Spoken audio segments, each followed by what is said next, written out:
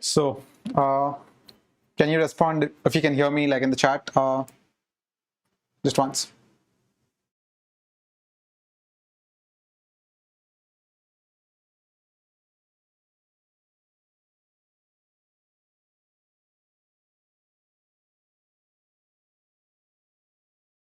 Hi, Manish. Can you tell if you can hear me?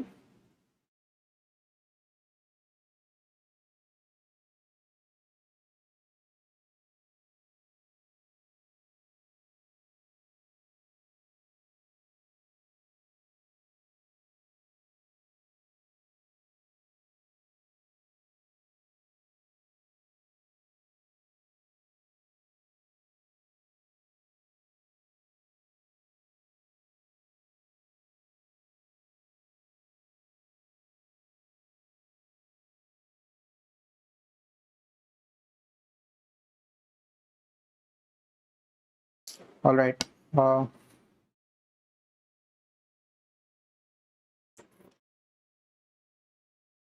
I guess I'll start off. Please let me know if I'm unaudible or something, so that I'll correct myself. So, good evening, good morning, everyone. I hope you had a good breakfast. I'm Sai Avinash, and I'm currently working as an SRE suite at Google Dublin. I'm already ranked 3 at CodeChef, like 7-star, and previously interned at Uber. I'm a master at Code Forces, and I'm also a Snackdown finalist. The subjects that I take are mathematics, graphs, dynamic programming, and a lot of other competitive programming topics. Use the code SciLife to get 10% off on the Unacademy Plus subscription. I'll just check the live chat once. Yep, I can see I'm audible. Thank you. Thank you all for telling me that I'm audible. Yeah. So, what do you get with the Plus subscription benefits? You get to interact with India's best programmers live. Like, what more do you want? And you get complete doubt support from India's best programmers. And you get to practice problems at CodeChef and get them resolved like by the best of coders. Use the code SciLife to get a 10% off on the Unacademy Plus subscription. Here are the new batches on Unacademy. Transpire, OS DBMS and Networking Master Course. It goes live on 20th July. It's already gone live. It's a 1-month durated course. There's Ekalavya 3.0, which is a complete course on Java programming for beginners. It's an 8-month durated course. It already went live on 21st July. Do check it out. And there's Brahmastra 3.0. It's an exclusive 5-month learning track for college and off-campus placements. It goes live on 20th July. It's a 5-month durated course. There's Mahayodha 2.0. It's a 6-week master course on advanced programming topics. It goes live on 20th July. There's Bug Bounty, like it's something for you. So it's an opportunity for all learners to report any inappropriate content for the video in any video that you like learning from. It's an opportunity like to create a healthy platform, and you can be the first one to report a particular issue to claim your prize. Report any inappropriate content using the form in the description. So if you think this content is going to be useful to you, do like, share, so that it gets to everyone, and subscribe so that you can get more of it in the future. So let's start.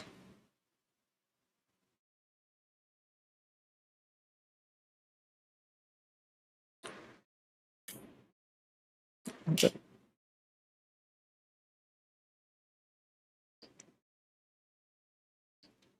So this is the first problem. I think my screen is like a bit not visible. Just give me a minute for that.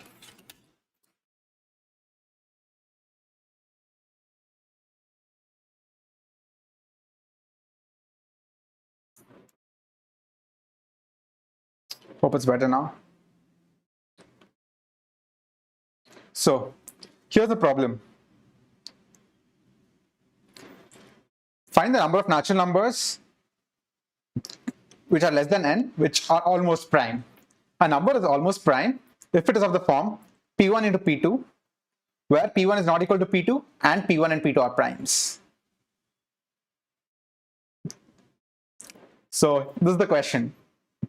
and n is up to 3000. It's a small number, it's up to 3000, so n square can also work. How would you solve it? Think about it for a minute.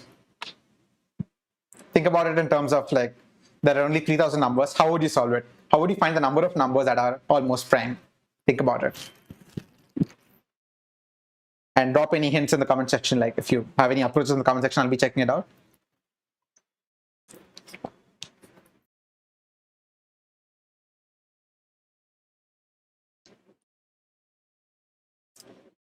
All right. So one way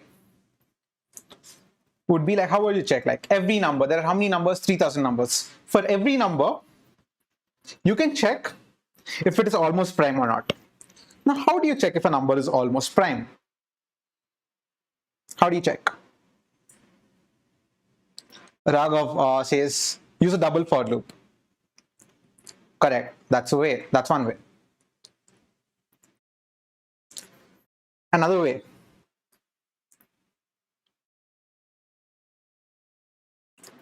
Let me tell you. A number is almost prime. I'll just use the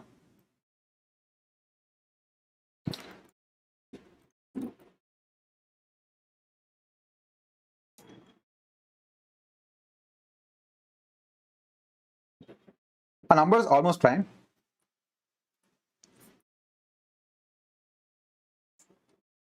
Sieve. Yes, that's the optimized solution. Well done, Raghav. I'll get back to you. Ajay Karthik, 3n minus 1 or 3n plus 1. Like all numbers of the form 3n minus 1 and 3n plus 1 are not that. Like, for example, 7 is 3n plus 1, but it's not almost prime. Almost prime numbers are like 7 into 5, 35, or 7 into like 23, 161. All these are like almost prime numbers. 2 into 5, 10. All these are prime numbers. But 12, even though it's like 3 into 2 square, 2 primes, but it's not only, 2 square is not a prime number. It's not. So that's not almost prime. How do you check if a number is almost prime? So we can list down its factors. Correct. Given any number, we can list down its factors. For example, a number 12, we can list down its factors 1, 2, 3, 4, 6, 12. All right, cool. How will the prime factorization of an almost prime number look like? For example, let's take the number 5 into 7. The is equal to 35. The prime factorization of 35 is, or rather the factors of 35 are 1, 5, 7, 35. So for any prime, for any almost prime P1 into P2, the factors would be 1, P1, P2, P1, P2. That's it. 4 factors. Right. All right. So, I mean, it also verifies the fact that if a number is of the form P1 into P2, P1 power 1 into P2 power 1, the number of factors are 1 plus 1 into 1 plus 1. All right, leave that. P1 power 1 into P2 1. All right, P1 into P2.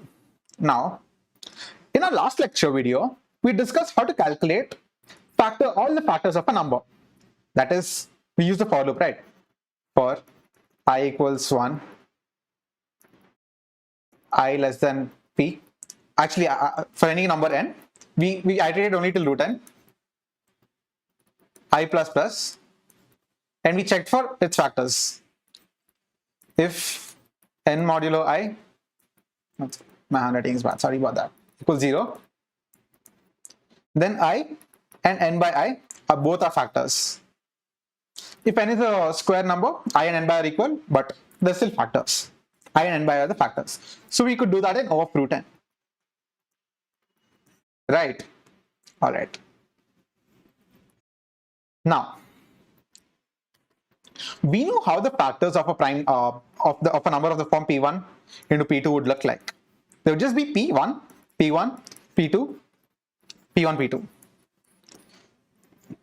let's assume without loss of generality, like it's okay to assume P1 is less than P2 for now. It's not going to be equal to. So when we do the square root and factorization, the first number that we would encounter, for example, if you do the factorization of 35, if you do the factorization of 35, first we check 2. I mean 1 and 35, we leave out 1 and 35 because they are of no use to us. We check 2, it's not a factor of 35. Then we check 3, that isn't a factor either. 4, nope. 5, it is the factor. Now, once we get to the first number, we also try 35 by 5, which is 7. Now this and this should be a prime number. That's our only condition, and that's it. 5 and 7. Like the first number that you encounter, let's say the smallest divisor of, if say the input is n, the smallest divisor, let it be x. If x is a divisor, we also know that n by x is a divisor.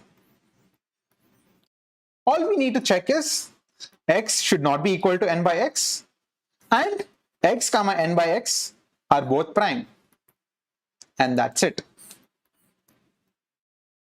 It's as simple as that. Got it? So what did we discuss? X is the smallest factor of n. And how long would it take to calculate the smallest factor? We are iterating through the loop, right? 35, we are iterating only till 6, because 6 is the square root of 35. And that meaning, to calculate x, given n, to calculate the smallest factor other than 1. When I'm telling factors here, it's other than 1, just for this problem, because 1 is useless to us. The smallest factor would take root of n time. In root of n time, we can calculate x. And from x, we can also calculate n by x. Now, we also check if x should be a prime number, n by x should also be a prime number. Then we are done. Meaning x is going to be P1 and n by x is going to be P2. And how do we check that? How do we check if x is a prime number? We already discussed in the last video. We iterated till root of x, and see if there's any factor from 2 to root x. If there is no factor from 2 to root x, it means that x is a prime number already. Like, we don't have to do from root x plus 1 to root x to x again. It's already understood that if there is no factor from 2 to root x, there is not going to be a factor from root x to x minus 1. Very simple. All right. We just need to check from 2 to root x, like we discussed it in the last video, right? Fair. Any doubts so far?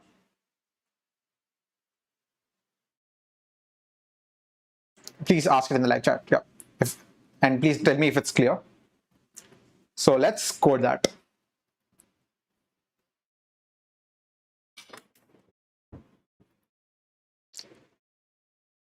I'll explain what happened while coding as well. So we are given integer input n, right? Now, we write a bool function is almost prime. This returns true if n is almost prime. It returns false if it's not almost prime. Very simple. Now, all right. For int I equals to I less than, we can iterate only till root n because we know that the smallest factor is going to be under root n. Limit is equal to limit. This is still where we're going to iterate square root of n. Limit I plus plus. Now, if n modulo I equals 0, we need to check if I is prime, n by I is prime, and I shouldn't be equal to n by I, meaning n is not a perfect square. That's it. All right. Now, how do we check if I is prime? Let's write another function because we duplicate code if we don't write. Bool is prime int n x. What we do, we iterate till root x. That's it. Int limit equals square root of x. For int I equals 2, 1 is already a factor of a prime number, so we don't have to check 1. Limit I plus plus if x modulo I equals 0, that means if x has a factor which is other than 1 and x itself, return false. If there is no such factor, we return true, like how prime numbers work. That's it. Now, if is prime of I and is prime of n by I. I is P1 here, n by I is P2 here. And we also need to check if I should not be equal to n by I. We want it to have two different prime factors. All right, not same, different. Return true. Done. Otherwise, return false. I missed the condition here. If x equals 1, return false. 1 isn't a prime number. All right. Well, it's not necessary here, but like, yeah. And if it did not encounter any prime here, return false. Note that we are coming into this loop exactly once. If we find any factor and we find that n by I is not prime, it means that it's not, the number n is not almost prime. You need to look at that fact. Got it? All right. Now we need to find how many numbers are almost prime. For int I equals 1, I less than equal to n, I plus plus if is almost prime of I, answer plus equals 1. Print answer. Very simple. So let me explain you the code. It might be a bit tricky at first go.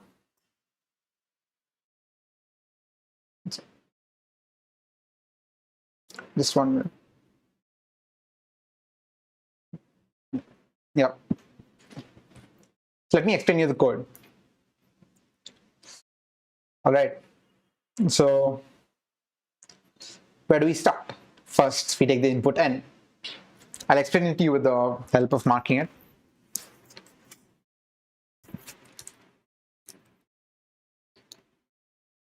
Yeah, we take the input n. Now, from 1 to n, we check each number if it's an almost prime number. All right. Check each number if it's an almost prime number. Now, so we are doing this n times. Got it? Now, what is the complexity to check if a number is almost prime? A number is almost prime. We are iterating this root n times. At each time, if a number is a factor, we are returning it. Like, once we find the smallest number, it has to be a prime, and n by n, like the number x which we encounter, the smallest factor, x has to be a prime, and n by x also has to be a prime. If n by x isn't a prime or x is not a prime, we return false directly. For example, say we encounter number 18. 2 is the smallest prime factor, but 9 isn't a factor. 9 isn't a prime. 2 is a prime, but 9 is not a prime. So 18 is not possible at all. 18 is not an almost prime number. All right. Now, how many times do we go here? Root of n times. And each time it's O1, except that the last time when we reach a factor, this is going to be O of root n. So it's root n plus root n. Note that we are not doing this for every factor. We are doing this only for the smallest factor, and then we are computing it either true or false, returning it. That's it. If you don't find any factor, we are returning false. So the complexity of this is root of n. So the complexity of this overall thing is n into root of n. And 3000 into root of 3000 is just, I think, something around 1.5 into 10 power 5, which is well within time limits. All right. Is this clear for everyone? Any doubts? Please let me know in the chat. Like if everything is clear, please let me know.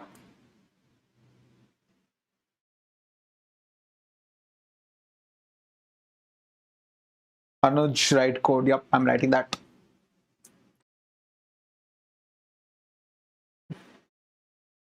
Is everything clear?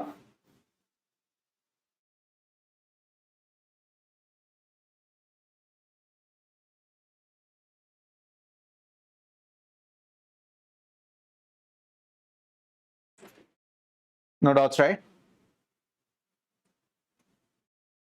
All right.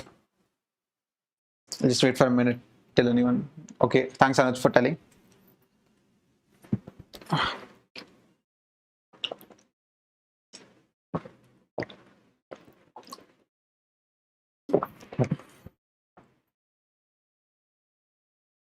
Raghav is asking,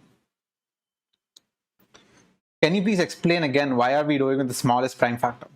See, honestly, Raghav,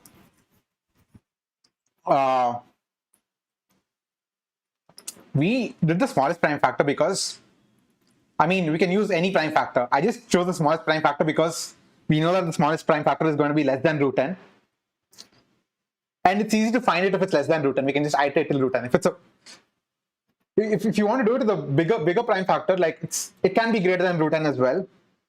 That's one of the reasons. Like that's one of the main reasons. Like the smallest prime factor. If a number has two prime factors, one of them is going to be less than root n, right? Like the smallest prime factor is going to be less than root n, and we can iterate through it. But if the prime factor is going to be bigger, it's hard to reach it easily. That's why I'm choosing the smallest prime factor. That's it. No other big reason. If we have a way to find a bigger prime factor, like first, quickly, if you have a way to find any random prime factor, that's cool too. You can find that, and if we find that, like given x, given n, just clear the stuff. Yep. Given n, you can find any prime number, any prime factor of n, that's x. Once you find this, you check if x is prime, and you have to check if n by x is prime. If these two should be prime, and x should not be equal to n by x. That's it. Yep, Raghav got it. Cool. Tank Tejas. We can also do it with Sieve algo. Yep, I'm coming to that. Step by step. All right. Let me know if there are any more doubts, and I'll clear it for you. Yeah. Now, next, how would you do it if n is less than 10 power 5? Previously, we did for n equals n is up to 10 or 3000. It is convenient. Now, how would you do it for n less than 10 power 5?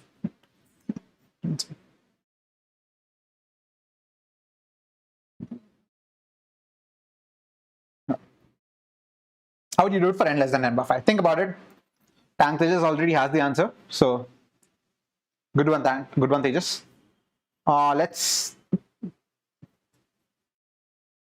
Let's hear for solutions.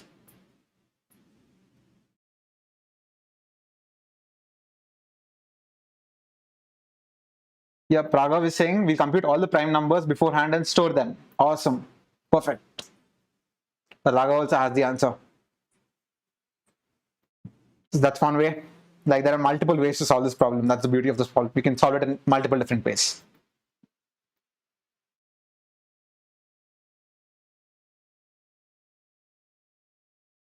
All right. So let's get to the solution. And iterate on those stored prime numbers. Awesome. Very straightforward. Thanks, Raghav.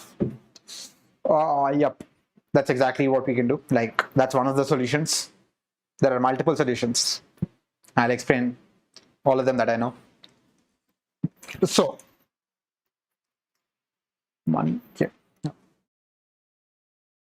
Now,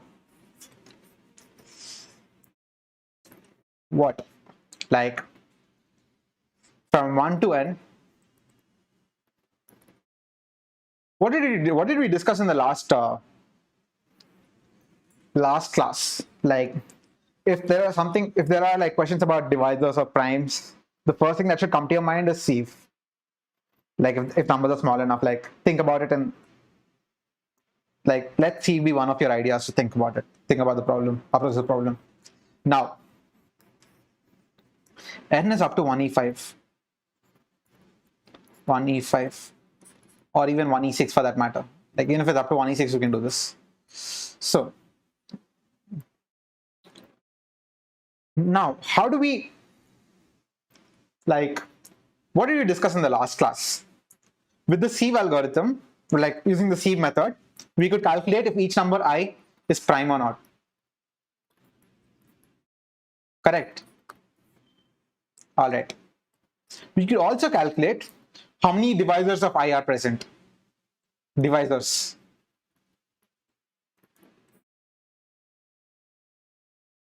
Now, like there are multiple things you can calculate with the Sieve method. With I, you can also calculate how many prime factors are there. Prime factors. Like how many factors of them are prime. For example, for 12, the number of prime factors are just 2 and 3. For 37, it's just 1, 37. 74, it's just 2. For 69, it's just 2, 3 into 23. For 420, it's just 2, 3, 5, 7. It's just 4. All right. Awesome. Now, how do we calculate how many prime factors a number has, first of all? Very simple. I'll show it to you. For do you remember like how we did the Sieve? For I'm just writing the pseudocode here. First we marked prime of 1 equals 0. 1 is not a prime. Initially we marked prime equals 1 for all.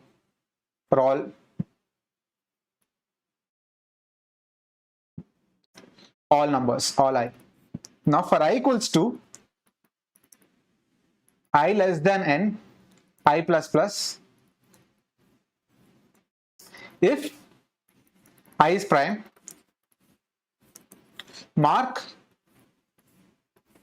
all multiples of I which are not I as not prime. Simple, right? Like if 3 is the prime, you mark all multiples of 3 like 6, 9, 12 and so on as not prime. Straightforward. Now, how do we calculate how many prime factors a number has? So, once we got the prime array,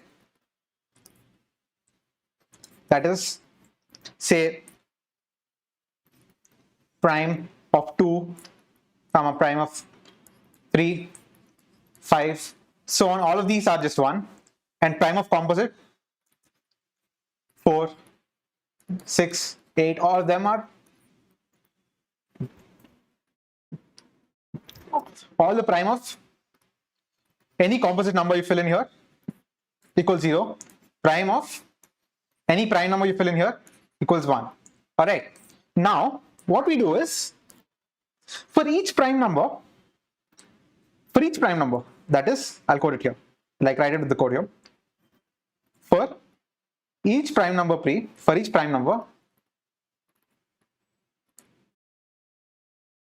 make a new array, count prime factors.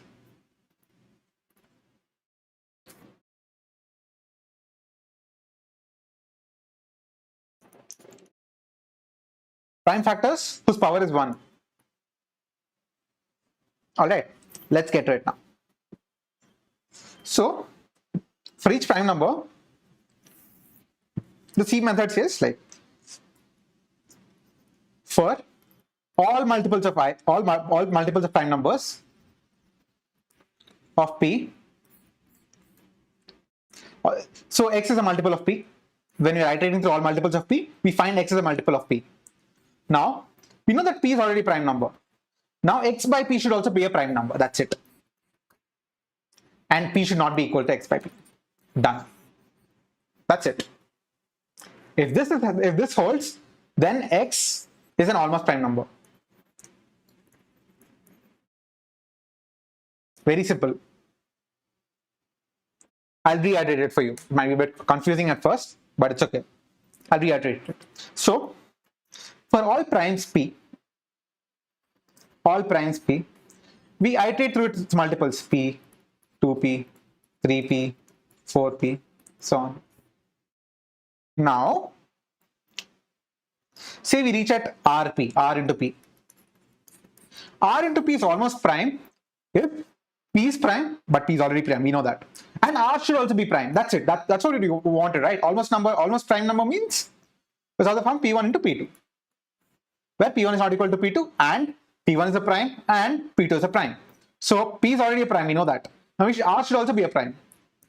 That can easily be coded, like I'll show it to you. It's very simple. And if that holds, then r into p is a prime number. It's an almost prime number, sorry. I'll get to that. Let me know if you have any doubts. We don't need all this, like all this, because it's not needed. Like, we are doing more efficiently now. First, we do the prime sieve first. Prime sieve. Not that we can do both of them in a single loop itself, but I'll just to make it. Sumit, you have any questions? So,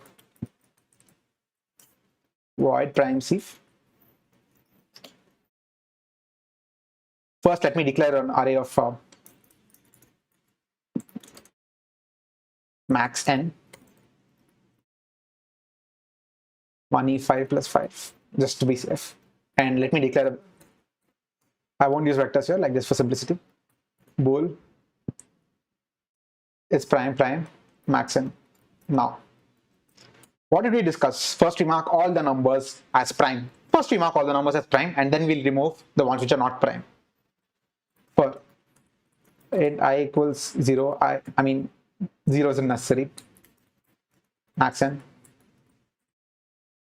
I plus plus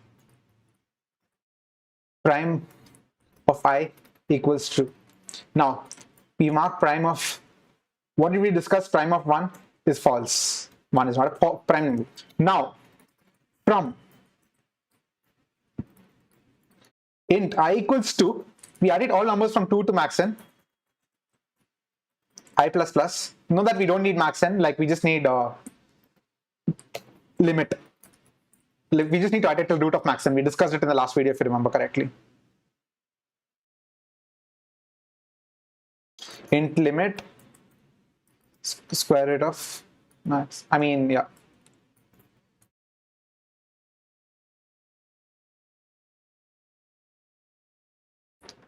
Now, we check if I is a prime number. Like if I has been marked, I'll just write it down here, we'll understand. Prime of I, this is just revision of what happened in the previous class.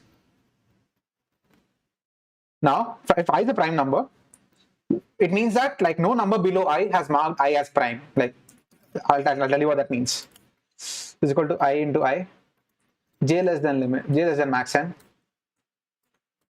j plus equals I. We are iterating through multiples of I. Like this is just a prime sieve. We all discussed it in the last class. Prime of, we are marking all multiples of I as false. That's it. Now,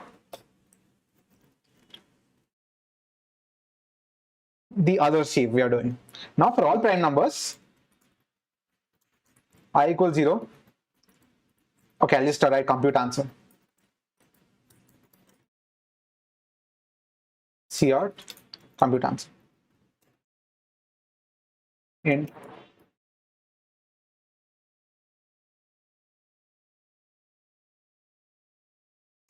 yeah.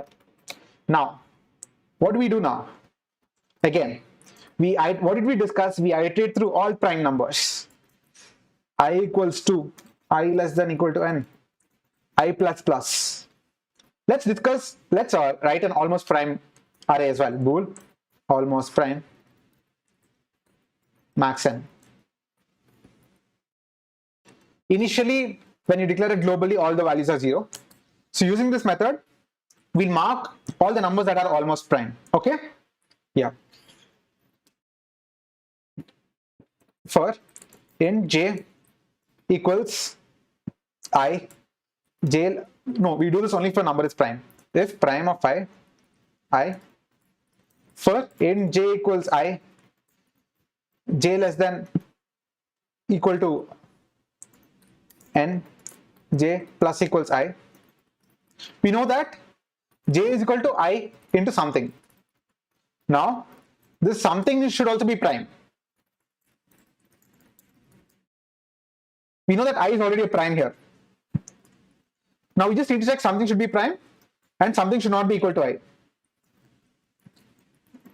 Should not be equal to I. Correct. That's what we're going to check. It's very straightforward. So if prime of something, that is something is just j by I, j by I. J by I is something, and j by I not equal to I, then almost prime of j is true. That is j by I is not a prime, j by I is a prime, I is a prime, and j by I is not equal to I. Exactly, we are doing exactly what is asked in the question. That's it, and that's it. We are doing this for all primes, and after computing all of this, once we get the almost prime array, we just compute the answer. And I plus plus, if almost prime of I, answer plus plus, return answer. All right, any doubts here? Any doubts? Like, please let me know in the comment chat. So what I did here is like pretty simple. What did we do previously? Whatever is above is the prime sieve. We know what, like, that's very standard. We know what it means. Like, we discussed it in very depth in the last class, like very clearly. Now, to compute the answer given n, we go to every prime number, like every I is a prime number here, and we go through all multiples of I. Like for example, for 3, if you go to 3, you go to all multiples of 3, that is 3, 6, 9, 12, and so on. Now, for each number 3, like for each multiple, for example, say 6, we check if 6 by 3, which is 2 is also prime. And we also check, that is, we check this part, 6 by 3.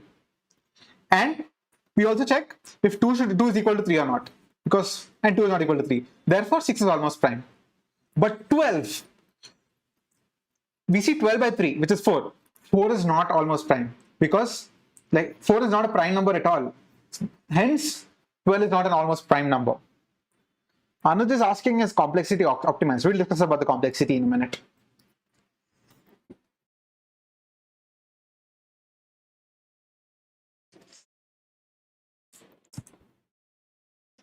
Also, don't forget to subscribe if you haven't already. Just, yeah, like this content, more of this content is going to come soon. Just a reminder. And yeah. So we discussed all multiple, like what's happening here and stuff. So what is the complexity of this? What is the complexity? First we did the sieve. Please let me know if there is any doubt, like absolutely any doubt. I will explain it to you. Any doubt? Please let me know in the chat. Like I'll explain. I'm here to explain each and every bit to you. If any doubt, any part of it isn't clear, please let me know. All right. Now coming to Anuja's question, is it optimized? First, let's discuss what the complexity of this is.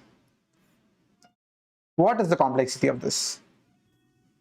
Now, for any n, prime sieve as we discussed is n log of log n. All right.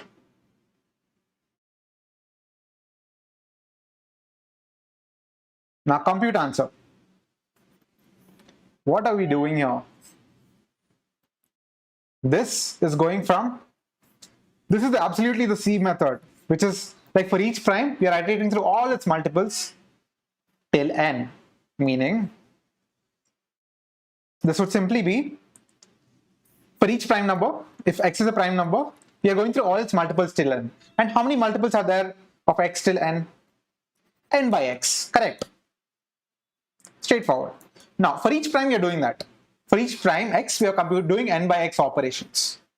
So the total number of operations would be, for prime 2, if for 2 we are doing n by 2. For 3 we are doing n by 3. For 5 we are doing n by 5. And so on.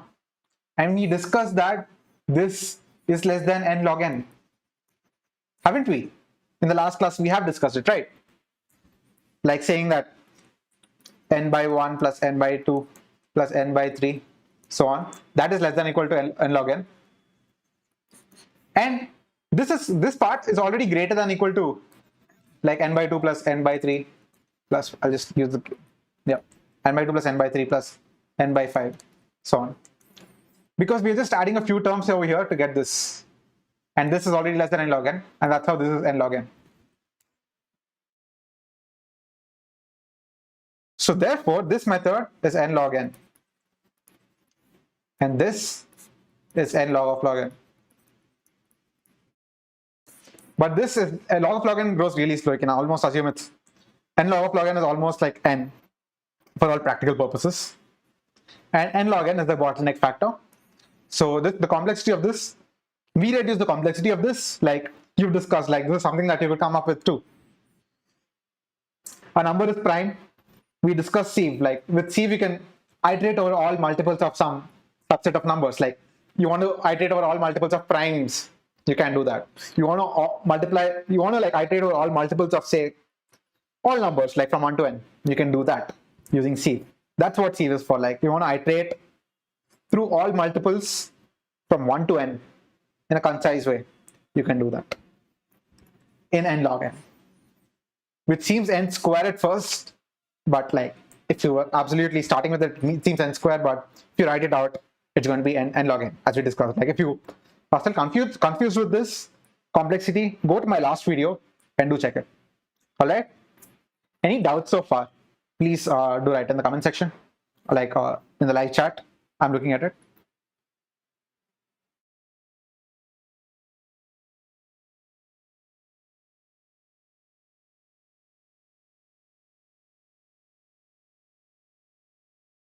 If you've understood it, please let me know, like by saying clear. It's clear, sir.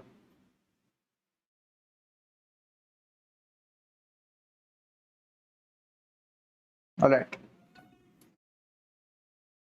So Anuj, have I cleared your question?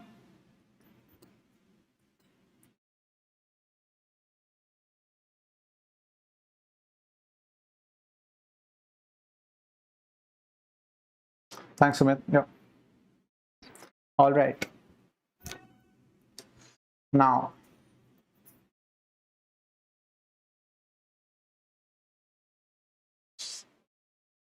let's discuss another solution of this problem. Like if we discuss another, so like whenever you're given a problem, once you get to a solution, don't just stop there. Try to learn all the other solutions of that problem as well.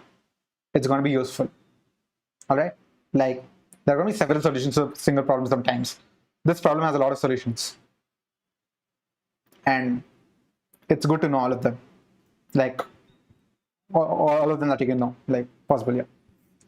All right. So let's discuss another solution.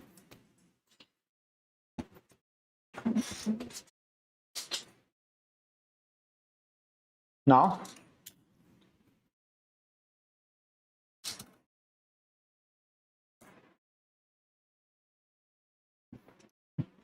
like you must have heard, like with the prime sieve has a lot of benefits.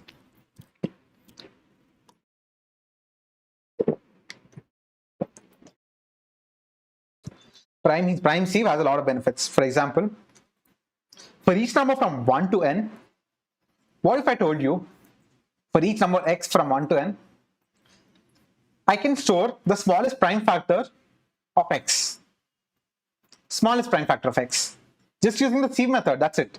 For each number n, x, like whatever you can call it, x, let's call it SPF of x. For example, smallest prime factor of 12 is 2. Smallest prime factor of 14 is also 2. Smallest prime factor of 91 is 7.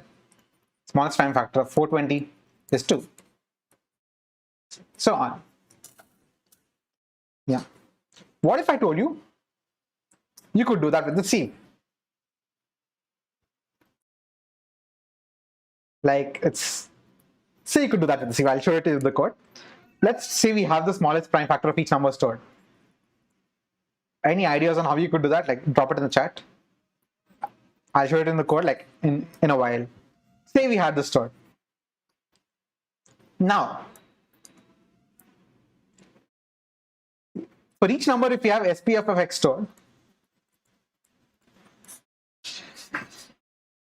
can we retrieve the prime factorization of x? Can we? Yes, we can. So, say SPF of 12 is 2. Now, it means that 2 divides 12. Ravi Pratap says yes. Yep. Now, now we go to SPF of 6. 12 by 2 is 6. SPF of 6 is 2. Then we do 6 by 2. SPF, like I'm telling you this to you in words, it might be a bit tricky if you're starting to code. So I'll show you how to code it as well. Don't worry. 6 by 2 is 3. Smallest prime factor of 3 is 1. Now we reached 1. That's it. Sorry, 3. Now 3 by 3 is 1, so we stop it here. So the prime factorization of 12 is 2 into 2 into 3. 12 is a bad number. Like it's not an almost prime number because it has 2 into 2 into 3. We wanted, like if it was 2 into 3, it would have been good. It was 3 into 5, good. But 2 square, no square, and we need only 2 prime factors. No, yep. Since that means 12 is a bad number. Let's look at how.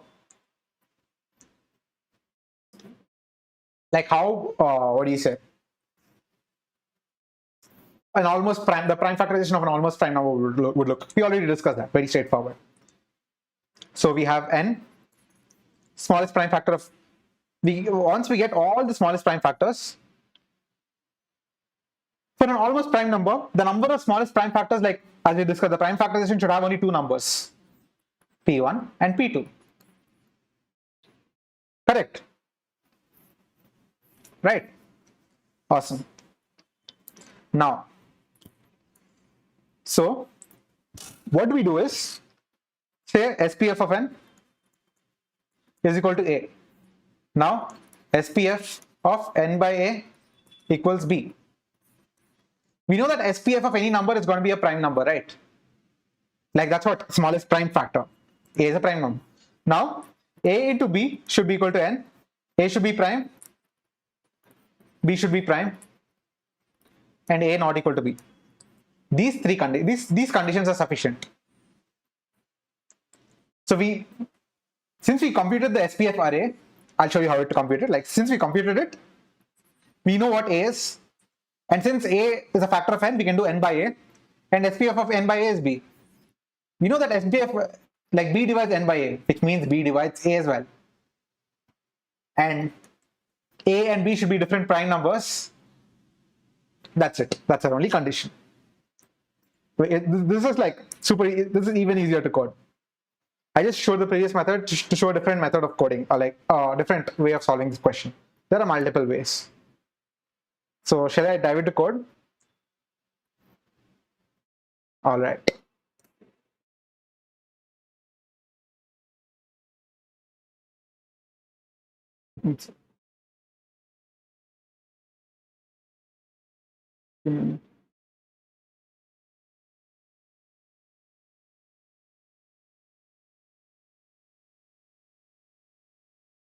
Give me a minute. I'll just, yeah. Now,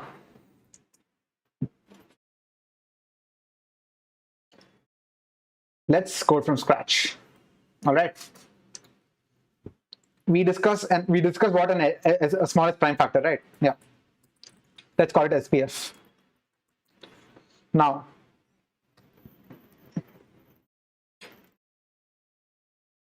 Suraj says yeah, and Spavir says SPF of 6 is 2. Yep, that's correct. So now What are you doing here? Like, initially we mark SPF of all of them as like nothing, like it's nothing. None of it is like SPF of one is like undefined. Let's just call it one for like simplicity. Now, for prime sieve and SPF, we now for each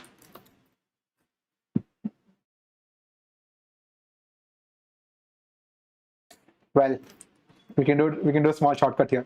I'll show it here. SPF of 1 is 1.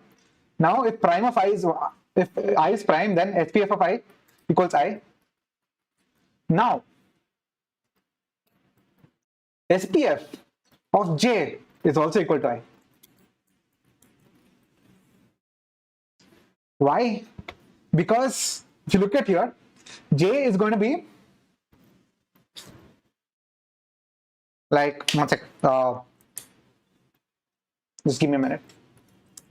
This is the wrong, like SPF I is going to be I. Now, we just write another loop here. For int I equals to I less than max n, I plus plus, for int j equals 1, j less than equal to, so j equals I, we are writing into all multiples of I, j less than max n, j plus equals I. Now, if SPF of I equals 0, meaning SPF of J hasn't like ever been, J hasn't been listed by any other prime, then SPF of J equals I. Otherwise, J has already been listed by, I just need to add like if it's a prime before.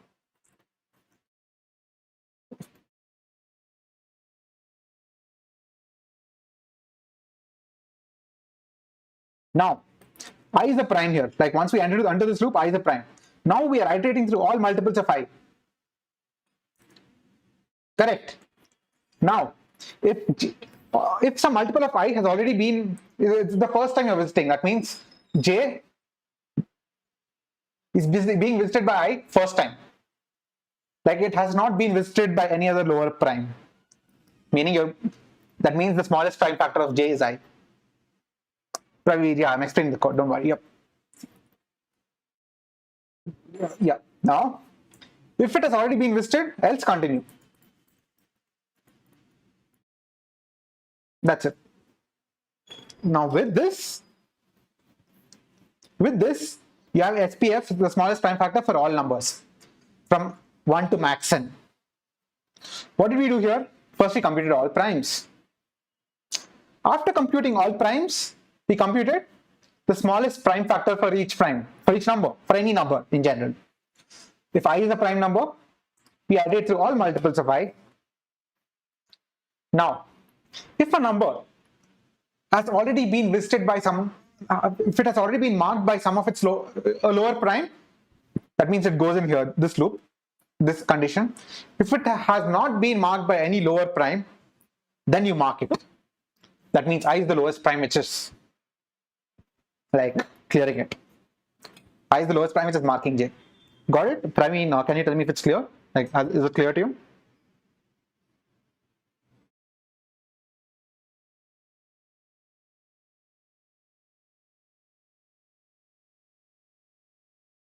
Yep. Now that we have the SPF, we can just compute the answer. Int compute answer. For int I equals 1, I less than n,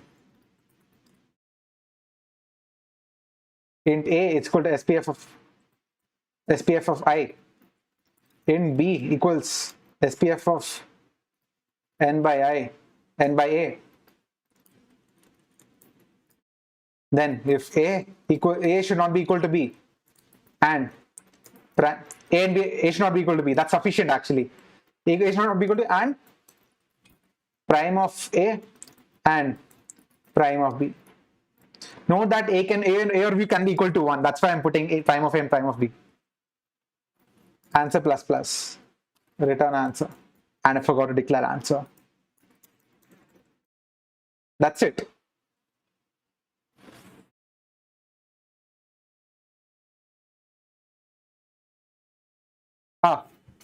From the starting. Oh, all right. I'll explain it to you from the starting. So we know that. That's it. So we know that, like, first, what we're doing here. I'll explain it to you. No worries.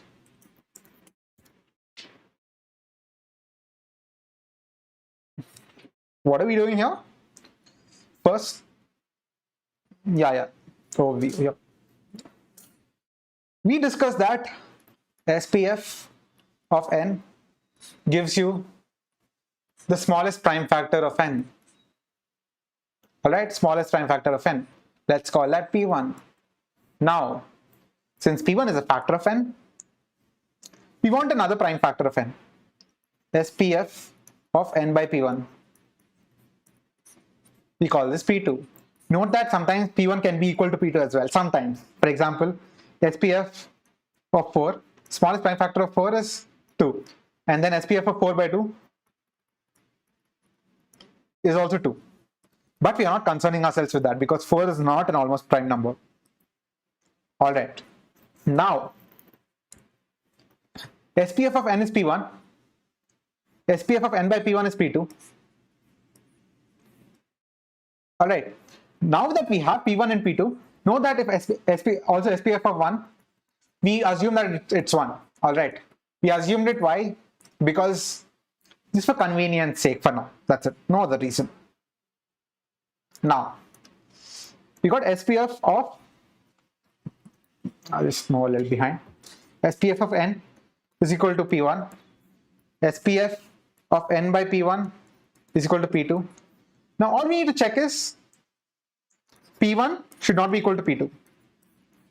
And we should also check if P1 and P2 are primes. Like they're already prime. Like we know that they're going to be primes, but they can also be 1 as well. Because of we declare that SPF of 1 equals 1. That's the only reason we're checking these two are prime, and no other reason. That's it. Now, once we know that P1 into P2 is equal to n. Yeah, 1 is not a prime number. I just declared that for convention purposes and no other reason. 1 is not a prime number. Only for convention purposes. Also, we also need to check if, this is a small thing, and A into B, n. Why do we need to check that? Because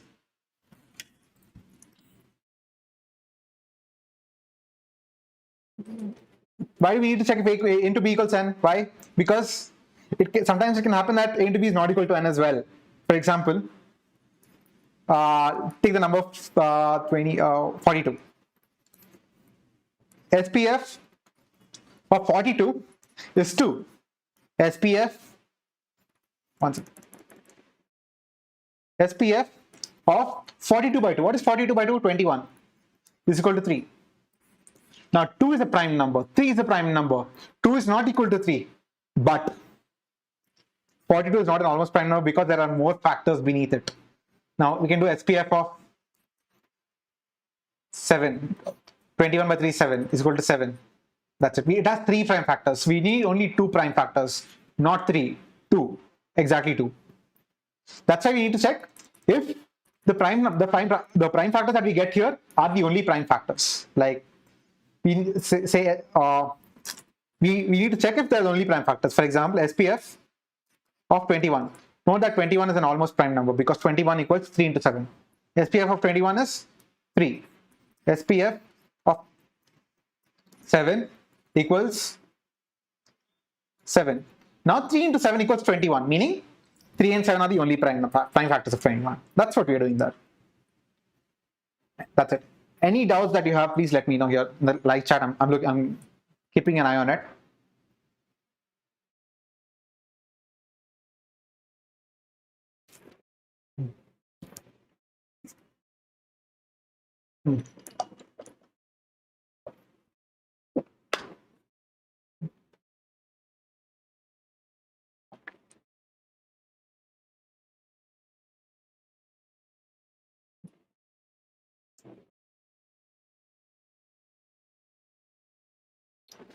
Rava is asking, so did you also struggle with A and B problems when you were starting up with CP? Oh yeah, you can.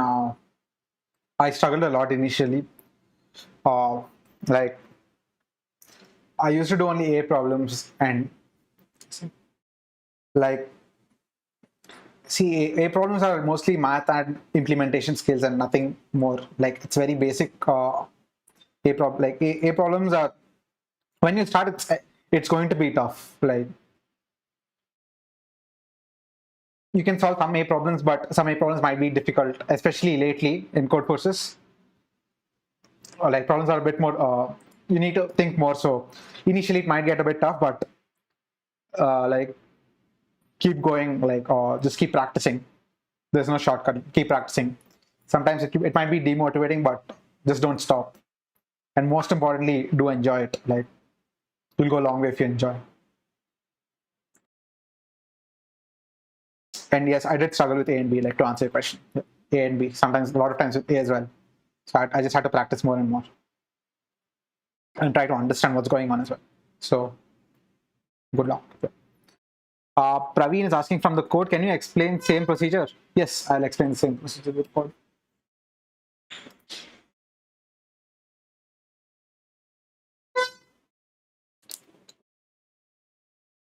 So this just computing primes. Sumit, while solving A to AJ, previous CF questions were so good, but now contest is only maths based. Yeah, I'll get back to that 1 minute. Let me first solve this. So this is computing primes. I think we know this. Now this is computing smallest prime factor. What did we do here? For each prime number I, we iterated through all multiples of I, even including I. Why are we doing this? So that we can mark the smallest prime factor of I, and that's it. Like I is going to be a smallest prime factor of all j which go here. That is, if any j, what does this line mean? It means that this j has not been marked by any other smaller prime factor, and the first time it's coming here is because of the prime factor I, the prime number I, meaning I is the smallest prime factor of j. If it is going here, it means that it has already been marked by some other smaller prime factor, meaning I should not disturb its smallest prime factor value. That's it. Hope that's clear. And here, what am I doing here? A is the smallest prime factor of n. B is another prime factor of n, like is the prime factor of n by a. Right. Now we know that a into b is a factor of n, and a and b should be prime numbers, p1 and p2. p1 and p2. A should be equal to p1 and b should be equal to p2, and a should not be equal to p. And a into b equals n. These conditions are sufficient. That's it. And I just added this condition because a can be 1, just to eliminate that tiny condition, and that's it. All right, Praveen, am I clear? And Sumit, yeah, recently I would not say they're math based, they're more thinking based rather than data structures. And like previously, well, the latest problems, they have their own upsides. Like it's more thinking based and you don't have to know a lot of prerequisites, but it can be demotivating if you're starting off. Like I understand that it can be demotivating if you find the problems hard, but you can always solve virtual contests of like old virtual contests about CF 300, CF like less than around 500 or something. You can always try to virtually solve them to learn more problems, like learn more like data structures. Or see, data structure problems and all are like currently occurring in the higher, like maybe div to D or div to E, but they're less occurring in the lower level problems. They're only based on thinking, mostly ad hoc and thinking. So like just keep practicing and you'll get there. And most importantly, as I said, have fun by doing so. Praveen, great, you understood it. Awesome. So All right, any doubts? Any doubts, folks? Like, I'm here to answer. Any doubts? Do let me know if there are any doubts.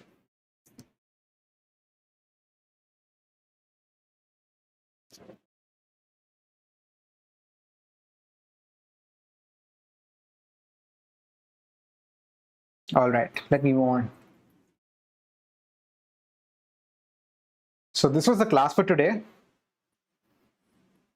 All right, I'll give you a problem in the end of this class, and like I shall give you a problem, and try to think about this problem. Okay. Try to think about this problem, and I'll explain everything, explain the solution and multiple solutions of the same problem in the next class. So this is the problem. All right. So do note this problem. Like, given a number up to 10 power 12, tell if it has exactly 3 divisors. Try to solve it for one case and try to solve it for 10 to the power 5 test cases. Like, there are 10 power 5 test cases, like there are 10 power 5 numbers which are like really huge, up to 10 to the power 12. All right. Now you need to figure, for each number, you need to tell if it has exactly 3 positive divisors or not. I'll give you a small hint. Like, try to write n as prime factors, like while working out, not while doing the problem, like not while coding. Try to write n as prime factors. Look at the powers of the prime factors and tell how the number should look like for it to have 3 positive divisors. All right. Note that there are 10 to the power 5 test cases. You cannot iterate till root of n. Root of n is about 10 to the power 6. And if you do it 10 to the power 5 times, it's going to be 10 to the power 5 into 10 to the power 6. It's 10 to the power 11. And that's not acceptable. Try to do something quick. And do drop your solution or hint in the, like, any ideas you have about this problem. Do drop it in the comment section. In the next class, I shall explain how to do this. All right. A more harder problem is do it for 5 positive divisors. Okay. Do drop your solutions in the comment. I'll be reading them. All right. And if you don't get it, that's okay too. Like, it's okay not to get. I'll explain it to you in the next problem, next lecture. All right. Good luck. Have a nice day. Enjoy your weekend.